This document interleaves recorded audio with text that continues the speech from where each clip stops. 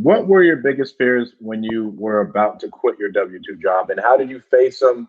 What did you tell yourself to overcome that? Because just the fact of no one's here to save you, even though it's so cliche, like nobody cares. No one's here to save you. Your bills aren't paid, and then people are gonna be knocking on your door to buy your house, pretty much. Yeah, the biggest fear is consistency of income and just like having a safety net for sure.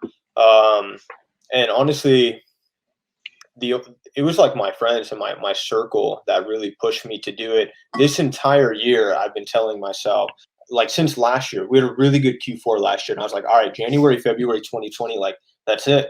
I'm quitting. I did the Steve train, like real estate disruptors, where we met. I went to that workshop. I was like, this is all I need. And as soon as I get to a certain level, I want to have like 100K in the bank. I was like, as soon as I get there, I was giving myself a couple of months, like first quarter 2020. I was like, that's it. I'm gonna quit. And obviously that didn't happen. Like there were setbacks, there were a lot of ups and downs in the business for us, partly because I was working so much and it was just hard to do everything that I needed to do. Like we struggle with that between working a full-time job and like having two kids at home.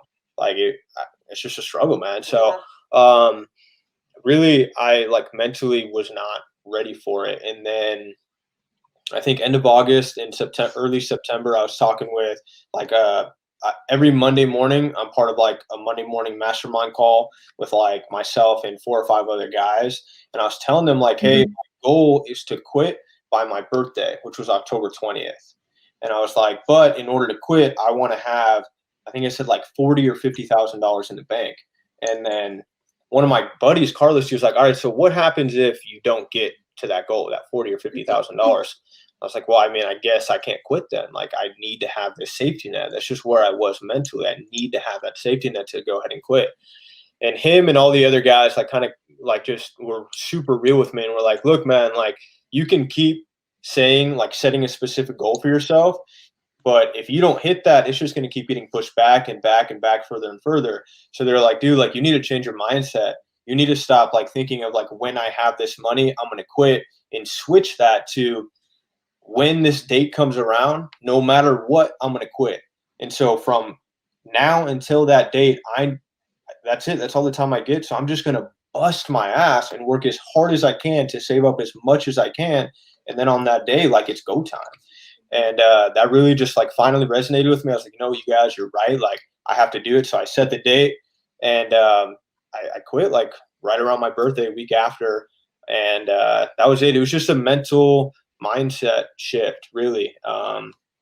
So, we were able to do like 2 deals in the meantime. I didn't hit that exact goal that I was on, that I wanted to hit, but Very close to like it. mentally, I'm ready. Like I have a decent amount of savings, and I know that like if I'm able to put full time effort into this business, like there's nothing that can stop us from taking off.